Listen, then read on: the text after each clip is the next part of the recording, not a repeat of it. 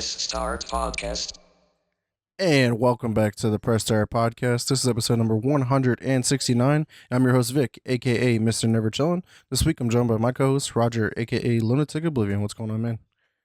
Nice. 69. 169 shows. That's quite a bit.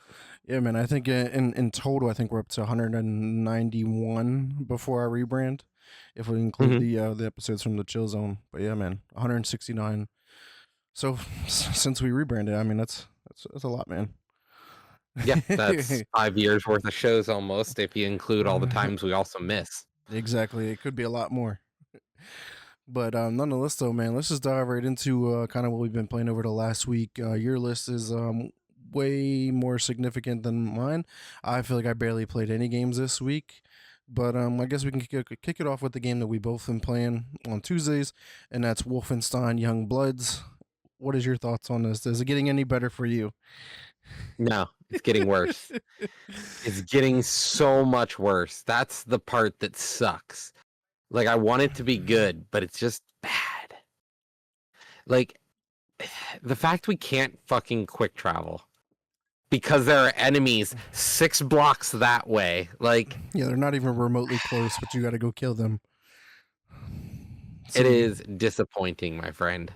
Yeah, it's really bad. It's like every single time you complete a mission, you have to go back to the fucking underground, click on the map, and load into the next area, and it's just like, what the fuck? And then like every new section that's like one of the main areas, it's like, oh, let's go down into the sewers. You're like, what?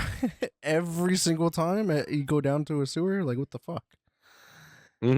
Yeah, and it is super annoying. Like, it's just, oh god, it makes me so angry. Like, more angry than I should be. Yeah, that's fair. And of course the game still crashed this time, and I'm just like, what the fuck? Like, I just don't get it. Like, and it was one of those things where like, I guess we're done. Okay, have a good night. That's what we're gonna call it. Yeah.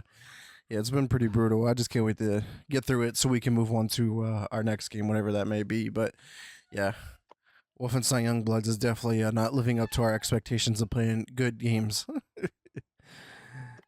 Not at all. This year, like, I don't know why we're even playing it, but there are tons of better games out there. Yeah. Let's talk about some of yours that you've been playing. I'm assuming most of these games on your list are probably better than fucking Youngbloods at this point. But I guess which one do you want to highlight first? Anyone that was really exciting to you this week? So I ended up, after the podcast last week, I ended up beating Rogue Trader, which honestly was one of my favorite games that I played in recent memory. Like, I spent over 100 hours consecutively, not in one playthrough, but 100 hours, and that's not including the time that I had to like reload a few times here or there, or Jordan accidentally hit the quick load button and lost us like 2 hours or an hour of progress. Damn. Yeah, like, I honestly, this game is so good. I am beyond excited for the next one to come out, which we already have announced, which is the Warhammer 40K Dark Imperium, I think is the next. I feel like I'm wrong now, but there's another one coming out by Owlcat Games, which is going to be awesome later this year. I believe either this year or early next year. So yeah, I think it's, what is it? Dark Heresy 2? Dark Heresy, I believe, is what it is. But yeah, it's pretty good. It's got me excited for the next one to come out, because like they just released Rogue Trader Lex Imperium or Imperialis, which is a DLC for the last game. And now they've, I believe they're not going to release anything else except for the next game, which pretty excited for. Yeah, it's Dark Heresy. Yeah, and then they also have like the same developer from Outcast working on The Expanse, Osiris Reborn, and that looked really good too. And maybe that'll just be a way for me to get into that franchise. Like, I've always wanted to check out the show, but I don't really watch a lot of shows, to be honest. But this would be a nice way to at least get into the series, and especially if it's made by a really good developer behind like these RPGs and stuff, it might be a really enjoyable experience.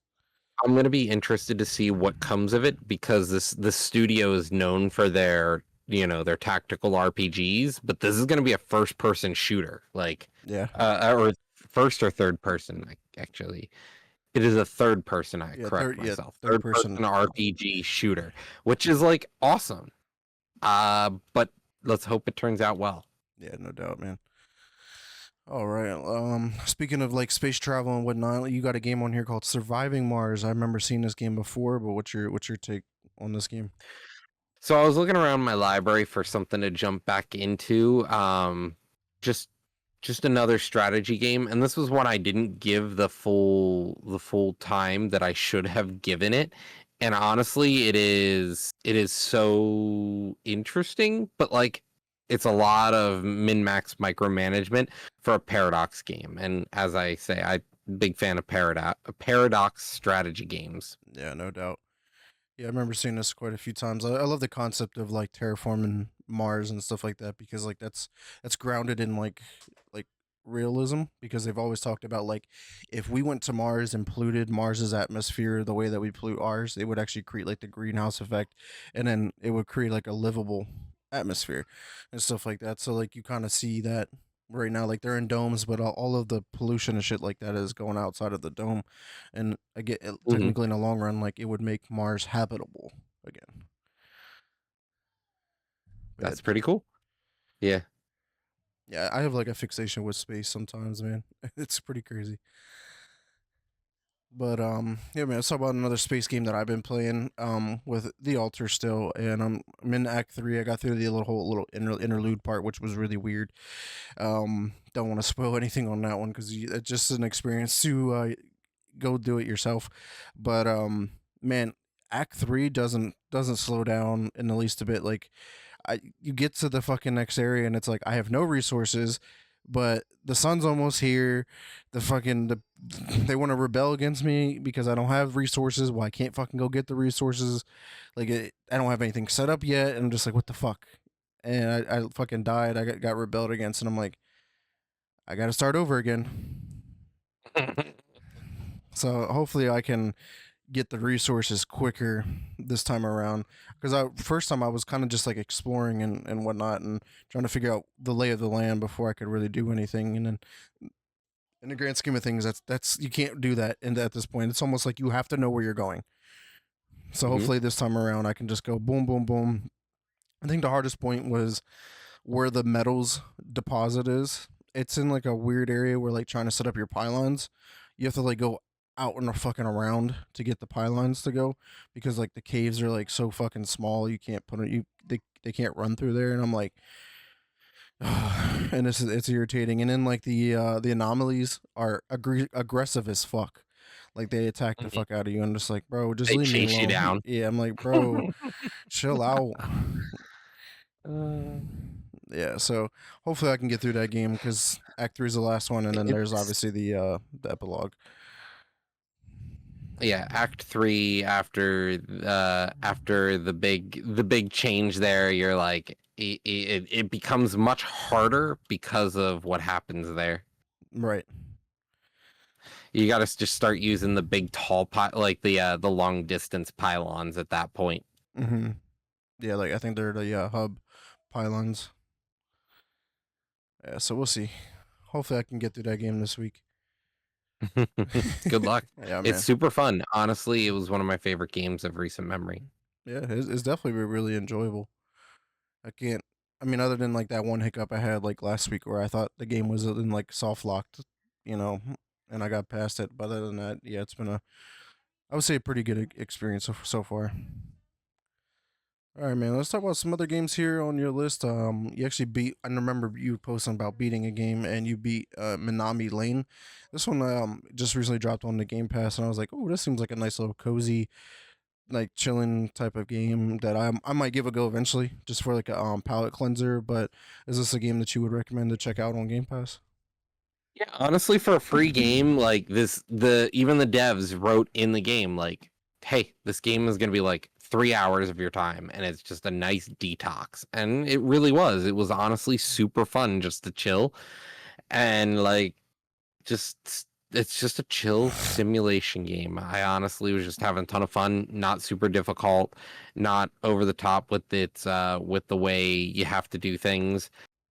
It's it is just very basic, easy, fun, and you're done. Three hours and you get like 700, 800 gamer score. And It'll it be a wasn't nice little like you boost. just did it for the gamer score. Right. You did it because it was fun. Yeah, it's dope. Yeah. Can't wait to give it a go. Just trying to get through the altars and then I can go on like a rampage of beating some other games. Because it's crazy, like with the altars, like I'm already well over 15 hours into the game and I feel like I should have already beaten it. And I hope it doesn't get to a point where I feel like the game is overstaying its welcome because you're really going to fuck up a great game if it starts to feel that way. And I hate to be this way, but it is a certain type of game for some that it's not how people play games, and they can't play it well because they don't typically play games like that. So I'm not trying to be offensive to some people, but it honestly does take a lot of planning and prepping and knowing what you're doing.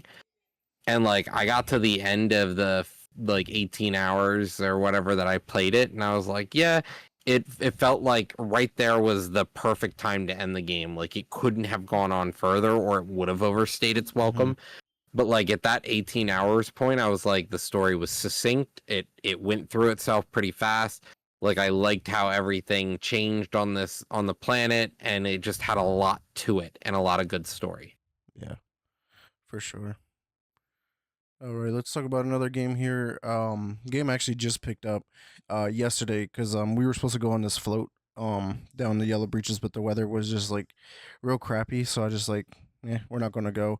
But we still had like my best friend Angela over with her boyfriend, and I actually went out to Target and I picked up Super Mario Brothers Super Mario Party Jamboree, and Mhm. that's the first time I've actually owned a Mario Party game I think ever, but I haven't played one in quite some time since I came over to your house and we used to play them back a while ago.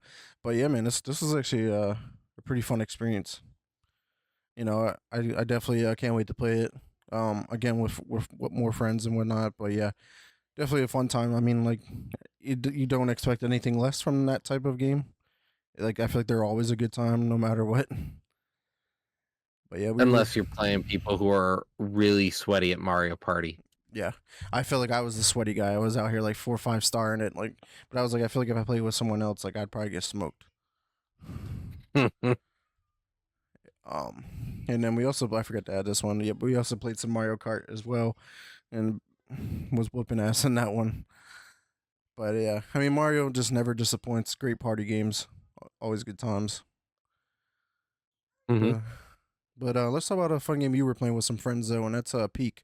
How's Peak? Is it still the gameplay loop pretty fun still, or is it getting old? Yeah, I was playing today and I went and got, or yeah, I played this morning, I think it was, got 6 achievements this morning, was putting a lot of time in, super fun. Yeah, I enjoy it thoroughly, and I hope that they add a lot more things to it because it is super fun. yeah. Is there how many like levels are there, or is it like randomly generated every time, or? Every day they have 5 maps that are randomly generated every day. They're the same 5 maps, so they all play the same every day, but you have 5 maps that are different how they play, and they're randomly generated, and everyone in the world plays the same maps every day. Oh, that's dope. So at least it's like a refreshing experience like every single day, Hmm. which is dope. I feel like that's something that Firebreak FBC could have learned from because it was like you had 5 missions, the same 5 missions every single time, and it's just like, okay, you didn't really change anything up other than like maybe change the objective or whatever, and it's Yeah. just like it's still the same level. But yeah, hopefully we can get back into that game and it gets better because they just announced like their like ambitious plans that they have and roadmap and Yeah, whatnot. saw that they were talking about how they're gonna try to make the game better because they were like, yeah, it pretty much died. Everyone kind of quit playing the game right after it launched, and it was like, well, you released a live service game where the gameplay loop was very small. Yeah, it definitely didn't have a lot to just keep you around, you know. Hmm. So hopefully they can just keep generating good content and whatnot. But regardless, I'm still looking forward to their next game with Control 2. Hmm. All right. Let's see. Any other game that you wanted to cover here on your list here? Um, no, I don't think so. Like, honestly, talking about the games, I'm not really playing anything new and upcoming right now, but I Mm-hmm. am excited for the games coming out this week because we're gonna see Yeah. Wu Chang Fall on Feathers coming out. We got a bunch of new Game Pass games this week, like RoboCop Rogue City, right after it went on sale on Steam for like $3 or whatever. It's now on Game Pass. Yep. Like, and this was a really good game from what, last year, I think it was. Mm-hmm. So Yeah. Yeah. I this just week's gonna be pretty interesting for Game Pass, and without the family around this week, guess I'm gonna see about playing some games. hell yeah, dude. One last game I just wanted to talk about for my list was I did hop into some Minecraft, man. Got to get my my couple of days of Minecraft in a year, and then put it back on the back burner and don't touch it for another year or so. But I was just like, man, Minecraft, like you can see just like some of the minor updates and like even like so you can see the leaves falling off of the trees now and just a lot more Hmm. detail oriented and like the addition of like copper and how they even changed the ores. Like when you're mining the ore, it doesn't drop like a block of ore. It like drops like it almost looked like coal. Like it actually looked like the ore. So I was like that was like a really nice quality of life. I was like it was the same texture pack for so long, and then now they finally updated it all these years later. But yeah, Minecraft is Minecraft. It's always enjoyable, and just I really appreciate the quality of life and just the updates that they continue to put into it, for sure. But yeah, man, that's everything that I've been playing and you've been playing. So we can go ahead and move on to the industry news because we just got quite a few topics to get to, especially in the gaming news. So let's go ahead and take a look.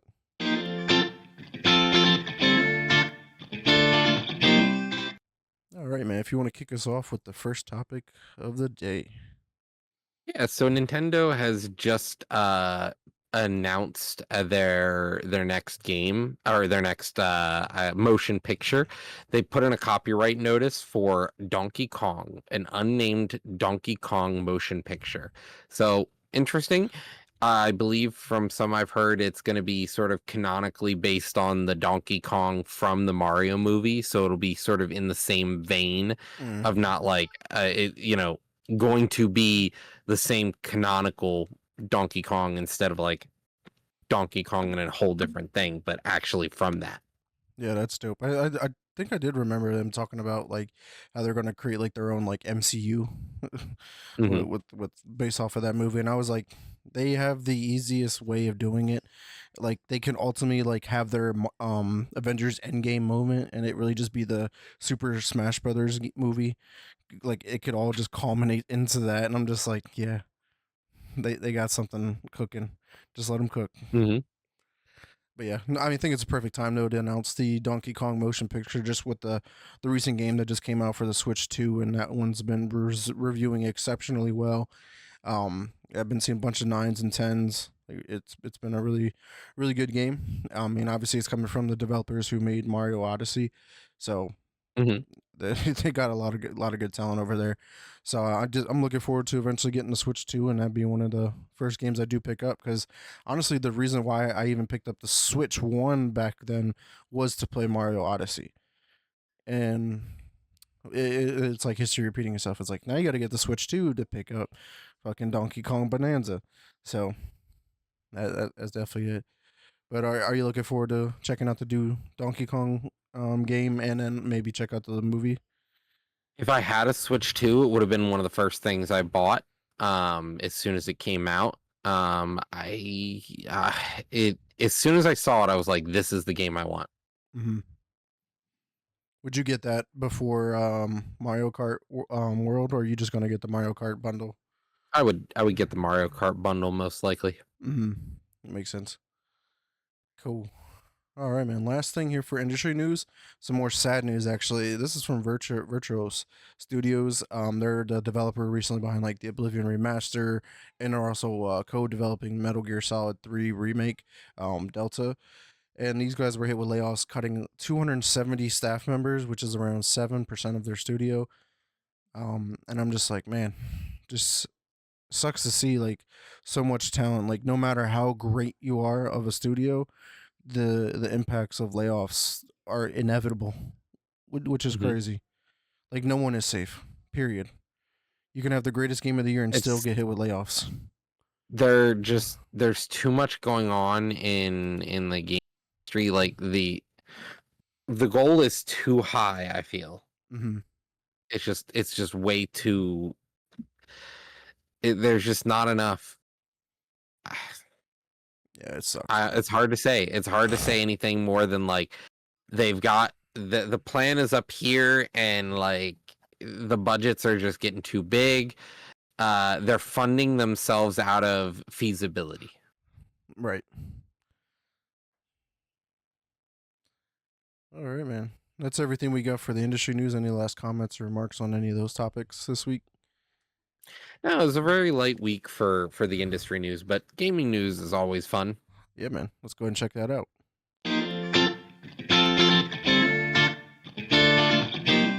All right, kicking it off here with some Xbox related news first, of course.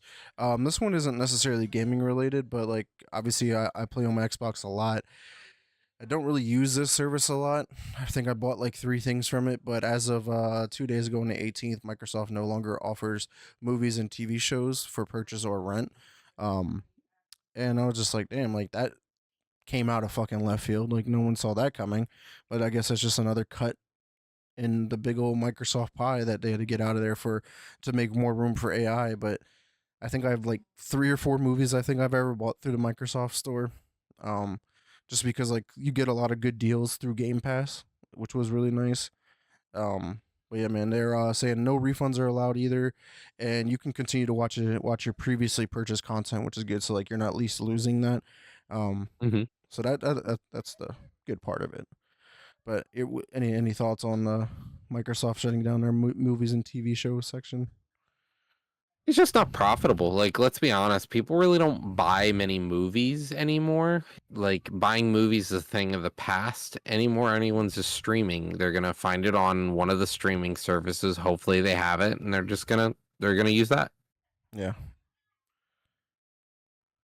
All right, man. So next up for Xbox is just like a quick update for one of the games because this is a game that everyone thought was probably going to get axed because one, we haven't seen it or heard about it in such a long time, and then with all these recent layoffs and game cancellations, we thought for sure, um, excuse me, this would have been one of them. But the game Contraband is still in active development, per the recent hiring, um, for a product lead on LinkedIn, I believe it was. Um, so I mean, that's good to see that that game is still a thing, but it's just like, man, this shit was announced like 2019, I think maybe. Um, let me see when it was a reveal. Yeah, 2021 was when it was revealed, and I'm just like, holy fuck. But yeah, this is being developed by Avalanche Studios and published by Xbox Game Studios. This is the game is set in a 1970s smuggler's paradise called Bayon, and will be a console exclusive for the Series X and S, and also available on PC via Steam, Windows 10, and Game Pass. But obviously not Windows 10 because we're pretty much everyone's on Windows 11. But Well, Windows 10 is end of life in October, so yeah, um, yeah, I mean, we don't really know much other than about the game. We've never seen anything from it, like not even a cinematic like trailer showcasing anything. It was really just like an announcement, like, "Hey, it's Contraband. It's made by this, published by that," and that was about it. It was like a quick snippet. So hopefully we can see something soon in regards to that one. But next up is in regards to some hardware related things. This is a new iPhone controller from 8-bit Dio. Um, it is a $50 like the backbone controller, but this one is actually officially licensed by Xbox, which I thought was pretty cool. I mean, Microsoft is just licensing a whole bunch of product right now, just allowing you to play games wherever, however, whenever you want, and it's pretty Money is dope. money, my friend, and they know how to generate it by not being like Windows OS is on everything. Like they don't care, just get their stuff and be able to do it. And I think that's the idea here. Like peripherals are the same thing. You buy a peripheral from somebody and you just let them use it. Yep. And obviously, like we talk about it all the time, is like the mobile market is huge, so they know that Mm-hmm. this is probably going to sell fairly decent, enough to make an investment to make it an officially licensed product as well. So I mean, it looks pretty cool though. It looks pretty sleek. I do like how it has like the controller look to it as well. Because like sometimes Mm-hmm. like if you look at like say like the Switch feels really weird in your hands because it's just ergonomically it just doesn't really work, especially with bigger hands. And then like seeing that, you know, it's really great. And then obviously like what they did with like the Asus Xbox Ally, how they did the same thing and made it look like a controller on the end as opposed to just being the flat edge design. But what would you think of the design here with 8-bit Duo?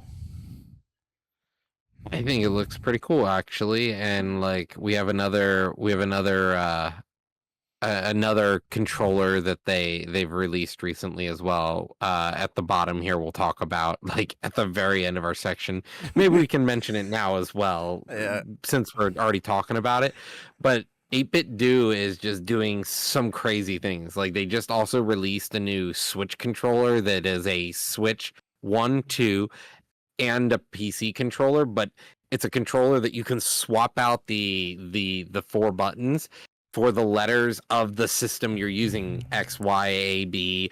Uh, you can actually use it for both Xbox gaming and PC gaming, and also Switch 1 and 2 gaming. It's pretty cool. I think 8-Bit Do is one of the coolest manufacturers lately for officially licensed peripherals. Like, yeah. just looks really good. Yeah, I love that, and that's always like big, like one of the hardest things, like in game. You're like, man, when you're Hmm. so used to playing Nintendo, and then you go play Xbox, and literally they use the same button scheme, but like they're just fucking flipped, and it like throws you off. You're like, fuck, X is over here, not there, and shit like that, and you're like, fuck. So I think this is pretty dope though. So you get like an all-in-one kind of controller. Hmm. Yeah, man. So let's see. With Xbox, we also got some updates to their services. Like you were alluding to earlier, though, Game Pass is getting some pretty big hitters. I think over the next end of the month here. Obviously, we got High on Life, RoboCop, Rogue City, My Friendly Neighborhood, and Back to the Dawn are all out now. But in a couple of days, we're getting Avionic Factor, Wheel World on the 23rd, Wu Chang Fall and Feathers on the 24th, which I'm super excited for. Grounded 2 is on the 29th, and Farming Simulator 25 is on August 1st. And then as for departures, it's actually not as many it has been in the past. Only 3 games are leaving, and it's Gigantic, Kunutsigami, Path of the Goddess, which I could highly recommend, even though I never really got into playing it outside of that demo. But the other one we're losing here is Turnip Boy Robs a Bank. Um, and these are all leaving on the 31st. But I would say the big one that's coming out this week or the rest of the month is Wu Chang Fallen Feathers. That's my opinion. But which one are you most excited for? Dude, I have wanted to play Abiotic Factor for like months. This is one of those like survival games. Like this is what I would play next on our Tuesday stream. This has looked really cool to me for a while. And somebody like one of the reviews was like, what if we had multiplayer survival sandbox in like the original not Mass Effect. Half-Life. Like if Half-Life was a survival sandbox game and multiplayer. Like this looks so cool to me. Because you're just dealing with some really just crazy fucked up stuff and you're trying to like build a fort to survive onslaughts of monsters and like mechs and like just tons of crazy shit, and you're just trying to get out of like a top secret government facility where like all the sci-fi just exists. it looks pretty cool. I'm excited for this. I've been looking to play it for a while, and I've thought about buying it multiple times. And it also says, it's like similar to the games you've played, Raft. And I'm like, maybe I'll get this. And it's, Jordan has Game Pass right now, so I might just be playing with her. Yeah. Yeah, man, it definitely looks pretty cool. Might be something Hmm. that we can check out for sure. Yeah. And then also Wu Chang coming out on 7/24. Let's go. Yeah, I'm ready to scratch my Dark Souls itch. It's been a little bit now. Hmm. I really am so excited to play another And just thinking Souls-like about it, bro, game. like every Dark Souls game that has came to Game Pass for like day one releases, to me have been fucking bangers. And Wu Chang isn't a game by From Software. Right. It's just a Souls-like, but Yep. it's really good. Like it looks really good. But we'll see. Maybe it'll flop. But lately, the Souls-like games have been hitting, and I'm really excited for this game. Yeah, I can't wait, man. Also, Grounded 2. Like, what the fuck? This month is huge. Yeah. Like the next week alone is gonna be awesome. Hell yeah, man. But we still got to finish fucking Grounded 1 before we get to Grounded 2. I'd play Grounded 1 and 2. We could play it on Tuesdays. But let's move on to the next topic, though, which is PlayStation. So PlayStation, as we always announce, another project has been canceled. So Ben Studios, which is they've been in the industry for 30 years, but like not even I'm very accustomed to the games on their list here. We're looking at things like let me pull it up They here. did Days Gone is really what the most recent one. Days Gone is the most recent, yeah. But they had a silent period between 2012 and 2019, and they really were only here doing the Uncharted games for the PlayStation Vita Mm-hmm. and like the PlayStation Portable. They made some games, and then they had their big series was called Siphon Filter, which Mm-hmm. was a 3, 4, 5, 6, 7 part, like a 7-part game. Yeah. And before that, they were building on the Apple platform. They made Dell crossword puzzles. Yeah, they've definitely come a long way. Yeah, that is pretty crazy. All right. So next up, though, their games are also seem to not be hitting. Like they've acquired Bungie, and Bungie just isn't performing. Like yet again, Edge of Fate released to mixed reviews, not very good reviews. A lot of people are criticizing it. From what I've read, that it's a Metroidvania. And like it's a little too on the nose of being a Metroidvania because it literally has you turn into the Samus like ball. You literally turn into a Metroid ball, like fucking Sonic the Hedgehog rolling through to get through places. Like, why? They just claimed inspiration, remember? Why? Like, yeah. I'm surprised Nintendo didn't come after him and be like, "We have that copyrighted. Yeah, you can't make your character go into a ball. That's Samus. You can't do that." But it's just honestly, I wish we had better news for PlayStation. It's just lately it feels like they're there just to be a rival for Microsoft, so Microsoft can be like, "We're not a monopoly." Yeah, right. Yeah, like it's just what it feels like, man. Maybe one All day we'll right, get some good news out of PlayStation. I'm hoping for it, man, because like I want everyone me to too, dude. succeed. Because like when everyone's doing good, it makes the competition Brings better. competition. Yeah. Ah. All right, so next up we've got Nintendo. I've alluded to the big three. At least they have some good news. So like this week we've announced the live action Link and Zelda actors who are going to be playing those roles. Those have been announced.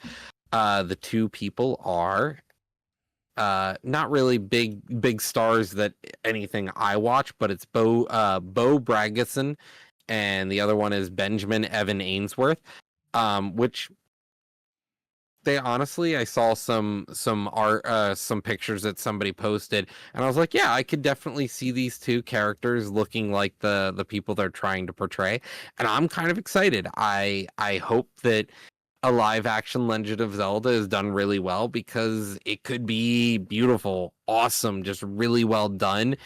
and like it could be a movie with very little words spoken, except like I honestly hope they go the Link route where Link really doesn't talk.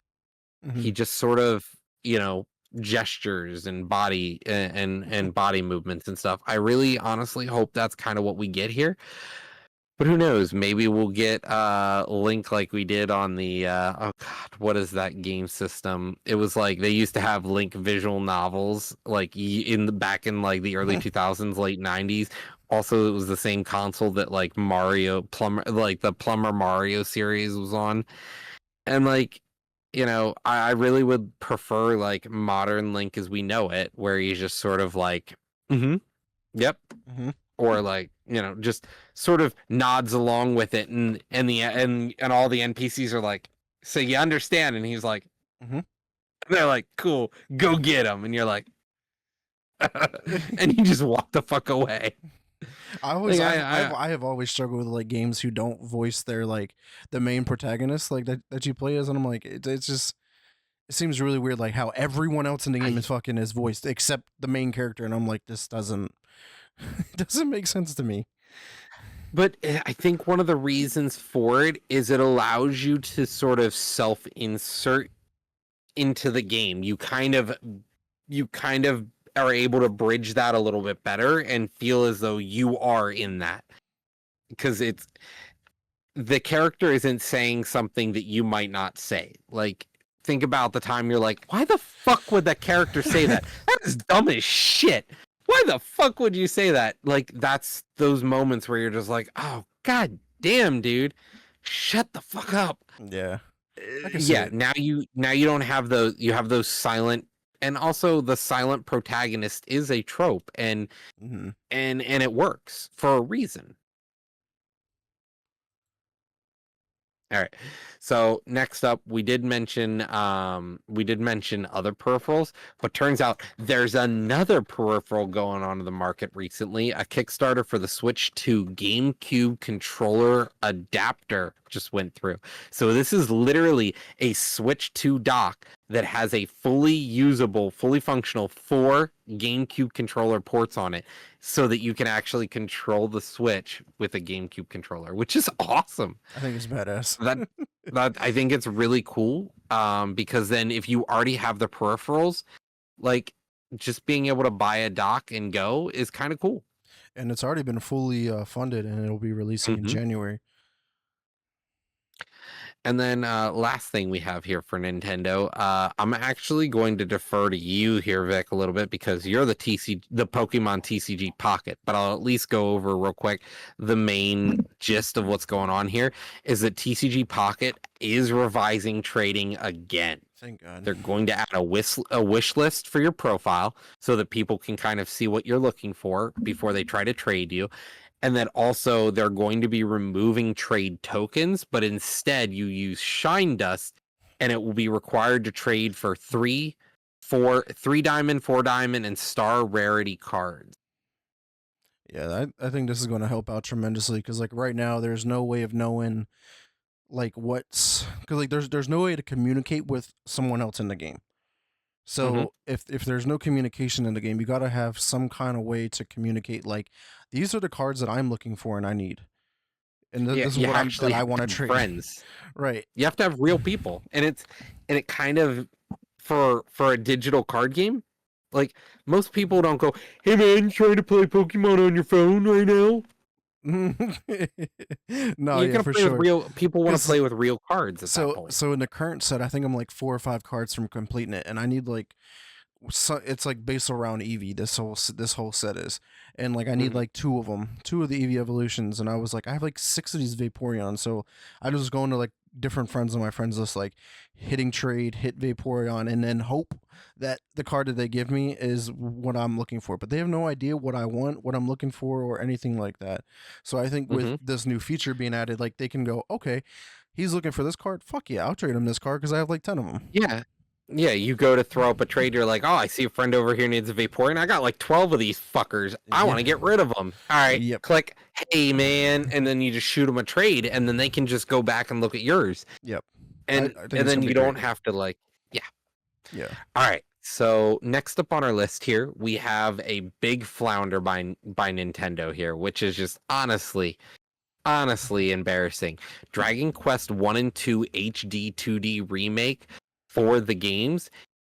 They won't be offering an upgrade path. If you buy the Switch 1 version, you can't play the Switch 2 version of the game with it. And So and like your your save save doesn't files, transfer nothing. yeah, they are two separate games, I said. Like they are registered separately on the Nintendo backend, so Nintendo understands them as two separate fully functional games, even though they're the complete same thing with different rendering for like the better performance. But then Microsoft threw some fucking shade out of nowhere at Nintendo and like the Microsoft Store version works on Xbox Play Anywhere, play on your phone, play on your PC, play on your computer, play on your fucking Xbox. Yeah. It just works. And they're like, fuck. Like, damn. Yeah, I thought that Way shit to was throw hilarious because I some literally shade, threw dude. that fucking article in there about like Dragon Quest not like carrying over on the Switch, and then like a couple minutes later, I like kept scrolling and it was like Xbox posted. I'm like, it's just crazy. Damn. I was like, that's wild. I was like, but Xbox has just been doing that for so long. It's just like they don't Hmm. care how you play and where you play, like cross progression, cross play, ever like they have been the leaders in that. And like when you do some stuff where it doesn't have an upgrade path, like at least PlayStation's like, hey, you gotta if you want to upgrade, it's like Hmm. $10 or some stupid shit. Even that to me is grimy. But Nintendo's like, nope, you're gonna have to buy the game all over again, and you're have to start over from scratch. Like, and it just makes puts people in like really bad situations. So it's like, right now, if you only have the Switch One, it makes you like, well, I'm not going to buy it for the Switch One because I'm getting the Switch Two in about a couple of months. I'm going to wait to get it on that then. Like, Yeah. yeah, I And then just it's like, never mind, I didn't buy the Switch 2. Guess I'm not going to get it because, like, let's be honest, I don't want to go ahead and, like, it kind of just boxes you out of, like, this is one of the craziest parts to me is people don't think about it. Just, they put no thought process into it. They don't look at it from like the consumer's perspective at all. Like, mm-mm, how does it affect the consumer's behavior? Like, there's no way that they just sat in the room. It didn't even come across their minds. Like, they were probably like, "Ooh, mm-hmm. we're not gonna make it so they have to buy two copies of the game. We're gonna make a lot of money on these guys. They're gonna double up." But we know like that's Nintendo because like Nintendo remakes and just resells their games that were on the Wii for the Switch, and they now you have For to the buy same price for the same price. Like, or okay, more. bro, okay, bro. All right, Vic, what's going on in Fortnite?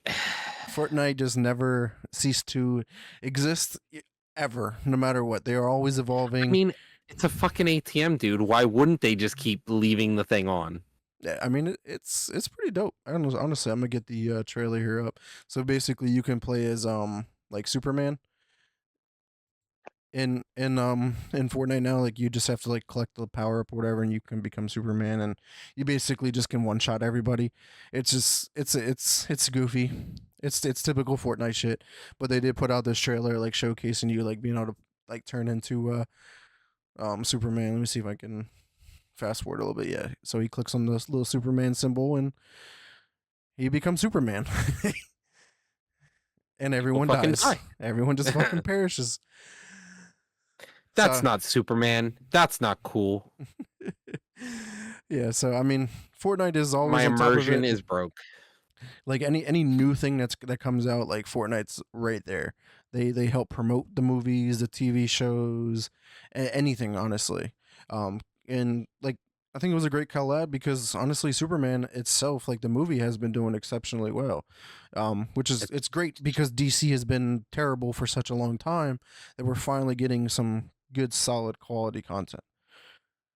And apparently, it sets up the next movie with Supergirl, and hopefully that one's good. He is a degenerate based on the after credit stuff with her. Yeah, I still have to go check it out. But yeah, man. Next up for Fortnite is they're apparently working on bringing 6-player squad modes are coming soon. In the matches, there'll be 78 players with 13 squads. Different modes like the OG and Blitz and some other ones. and they're gonna be like doing like wacky playlists and stuff like that to see how it kind of like plays out. But yeah, man, just adding another way to play, and I was like, that just seems like pure chaos to running into 6 man squads. Like, you imagine you're just out running by yourself, and next you know, this like whole army pulls up. You're like, I shouldn't have went this way. I'm dead. Mhm. But yeah, I might hop in whenever that drops just to see how it is. I always like to hop in and check out like Fortnite's like new changes, like big changes like that, that like completely change up like the whole gameplay loop. But, all right, man. So next topic here. This is another one of those like things that we still struggle with like with game preservation and just going to like an all digital market. Is like at any given moment the developers can just pull the plug and you no longer can buy the game. And that's coming up here with BitHell Games, the developer behind John Wick Hex, which is like, if I'm not mistaken, the only officially licensed John Wick game. And it's being pulled from the game store, or it was on the 17th. I was lucky enough to see this post in time and went on get on Xbox and bought it. It was like literally like $3. It was like on like 95% off or some stupid shit, and I was like, why not?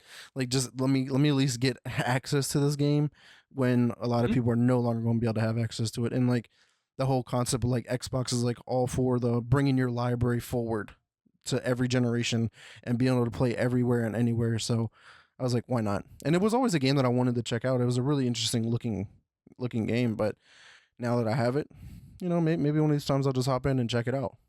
Or maybe you'll never play it and Yeah, you just maybe spent not. It just sits there. $3. It just sits there in my I mean, backlog it forever wouldn't and be ever the and ever. first time you didn't buy a game and put it on the shelf behind you and like, oh, it has dust on it now? Okay, that's cool. Oh wow, this game still has plastic wrap on it. I have a Alright, bunch so of them like next one. that. Ah, I would be lying if I said I didn't have one or two that are just like still new in shrink wrap. But let's talk about Square Enix next. Square Enix wants to make sure that you can keep playing their games, even though they've done much with the series in a while. But Life is Strange is releasing the full collection later this year. It's all 5 games plus all the DLC for the PlayStation 5. That releases on October 2nd. Which is pretty cool to see. If you're into the full Life is Strange collection, this is the way to get into it if you don't own all the copies. Right. I actually have never played any of the Life is Strange, but I've always wanted to. So You're not missing this much. I like always thought they looked really cool. Like I know like the first like 1 and 2 are like really really good. At least from Hmm. what I've been told. True Colors I heard was like a okay game, and Double Exposure was their most recent one that came out, and it just it was just mixed reviews on that. But just to say that I experienced it, and sometimes I enjoy like these type of games because like they're visual novels basically. You're just walking around enjoying a nice story, making some decisions, and some simple gameplay mechanics and whatnot. But yeah, it's a great way. It just sucks that this collection has only come into the PS5 for some dumb reason. Like I want this on my Xbox. Like all of these games are available on Xbox, but for some reason we're not going to give you the 5 game collection on Xbox. It's only on the PS5, but it's another topic for another day that I'm struggling with. Way to lose some money. That's all I'm saying. Yeah, easily. All right, Vic, what's going on with Cyberpunk? Maybe I can go can go dig out my MacBook Pro and boot up Cyberpunk 2077 when it comes out, or just came out on the 17th for the Mac. But unfortunately, it's not going to work on that one. It only works on like specific Macs that obviously like have their new silicon. This has to be only M1 and M2 Macs are supported. Um, and you have to have 16 gigabytes or more of unified memory to play Cyberpunk.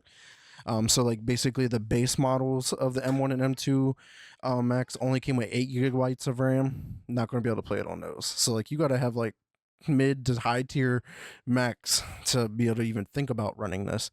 And obviously you can do it on all the way up to the M3 and M4 Max. So within M5 is supposed to I think release later this year or early next year. But yeah, just shout out to Cyberpunk, man. Like they just keep like it's Cyberpunk Play Anywhere. Like it's just like Xbox Play Anywhere. It's Cyberpunk Play Anywhere. Now it's becoming the new modern age Doom, where like you can play Doom on a fucking watch or a toaster. You're gonna be able to play No, Cyberpunk. it's Skyrim, you meant to say. That's fair. That's fair. Literally play it any. Hey, did you know we're coming out with a new game? It's Skyrim. No, that's not new. Sorry, it's new to this console. It's due to these people. Okay, cool. All right, Vic, what about EA though? Yeah, EA, man, they had their annual reveal of EA Sports FC 26. Normally, I wouldn't like really highlight this one normally because to me it's not that big, but I know a lot of people that are big into FIFA, and obviously this is the rebrand since they lost the license. But this one they said is the most community-driven installment to date. So like I guess that they're really banking on like all of their new changes and upgrades and new gameplay mechanics or whatever they did to the yearly releasing of a game was all based on like feedback that they actually got from the fans and the community. And I'm like, if this is true, that is great. Because how often do we get to see those yearly annual release games ever want to listen to feedback from their fans? Never. They're just going to reprint you the same game, add more sweat, and sell you it's a new game. So hopefully this is the next big evolution of this franchise. It does come out on September 26th, so it is right around the corner here. Um, and it's just perfect timing, man, with FIFA because for those that don't know, the FIFA World Cup is next year, and it's being hosted by the North American content because there's some games played in Mexico, United States, and I think part of Canada as well. Philly is one of the cities that's hosting one of the games, and I was like, ooh, I might want to go check out a FIFA game, whether it's the United States or not. But I was like, just so I can check it off of my bucket list, saying that I went to at least a FIFA game. It's a lot easier to do it here in the States, especially 2 hours away from us, as opposed to going overseas and trying catching one. But yeah, that's everything there with EA. What's going on with their rivals Ubisoft? All right, so last article of the evening, and probably one of the coolest. Ubisoft has confirmed that they are releasing a new first-person shooter game, and it's Ghost Recon. It's in development currently. We don't know much about it other than they are rebooting the series as with a first-person shooter game. Hopefully, we get not another live service, but like actually a really good like quality story game. Yeah, I'm just like I know Inhuman is big into the Ghost Recon games, and he is highly disappointed that it's going to first person.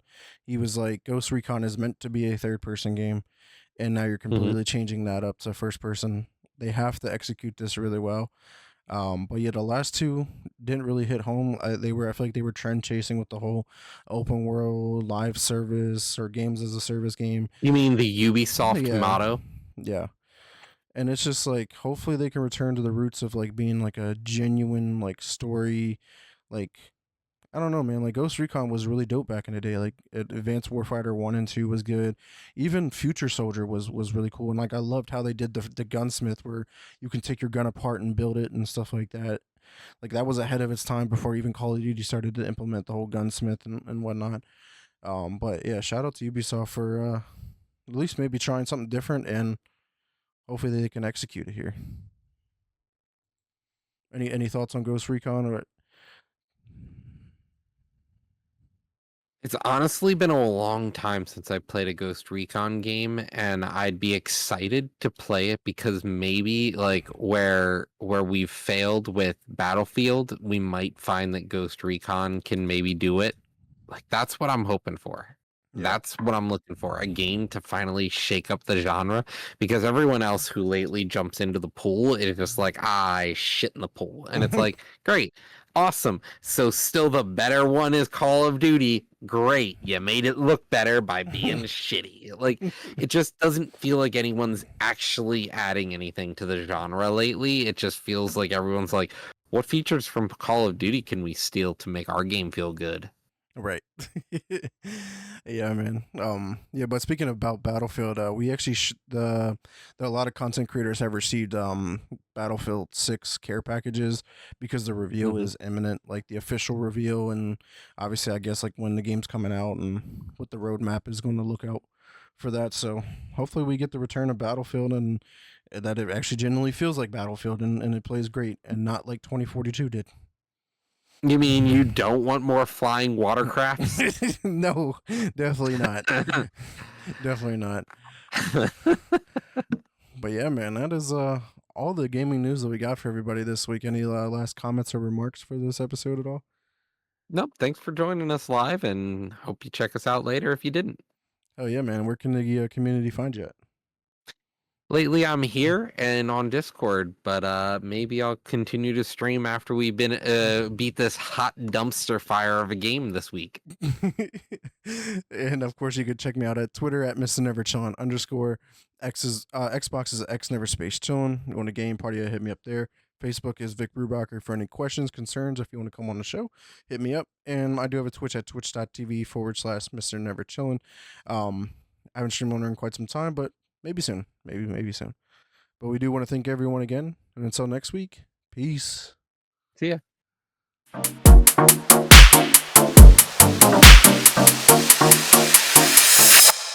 Press start podcast.